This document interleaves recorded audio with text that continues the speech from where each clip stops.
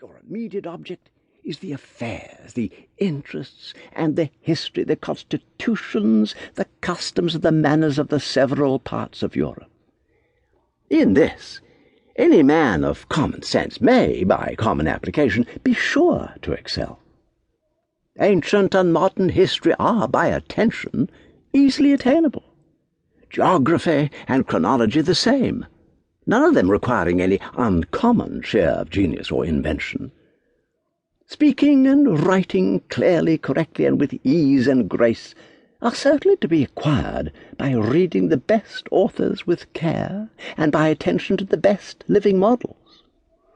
These are the qualifications more particularly necessary for you in your department, which you may be possessed of, if you please, and which, I tell you fairly, I shall be very angry at you if you are not, because, as you have the means in your hands, it will be your own fault only.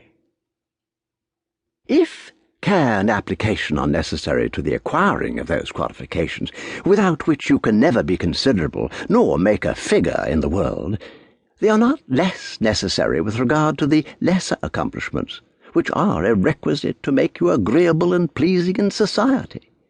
In truth, whatever is worth doing at all is worth doing well, and nothing can be done well without attention. I therefore carry the necessity of attention down to the lowest things, even to dancing and dress. Custom has made dancing sometimes necessary for a young man. Therefore mind it while you learn it, that you may learn to do it well, and not be ridiculous, though in a ridiculous act. Dress is of the same nature.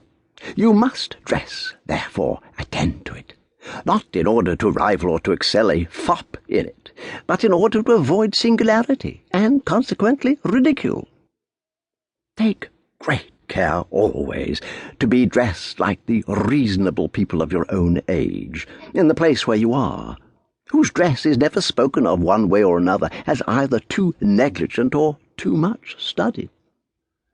What is commonly called an absent man is commonly either a very weak or a very affected man. But be he which he will, he is, I am sure, a very disagreeable man in company. He fails in all the common offices of civility.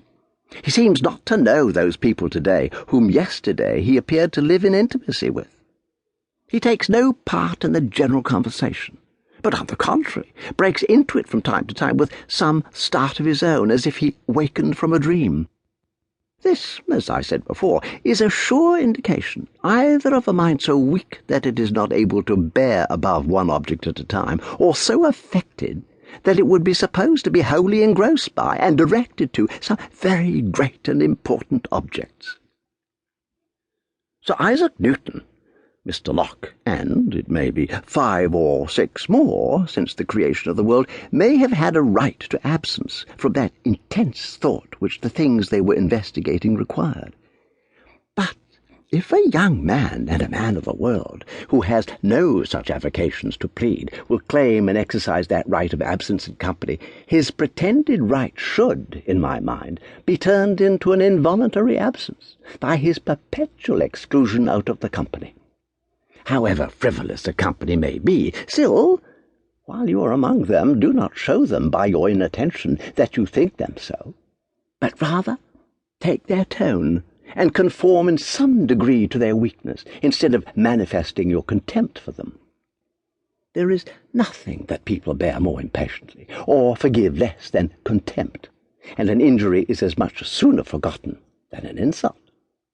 If, therefore, you would rather please than offend, rather be well than ill spoken of, rather be loved than hated, remember to have that constant attention about you which flatters every man's little vanity, and the want of which, by mortifying his pride, never fails to excite his resentment, or at least his ill will.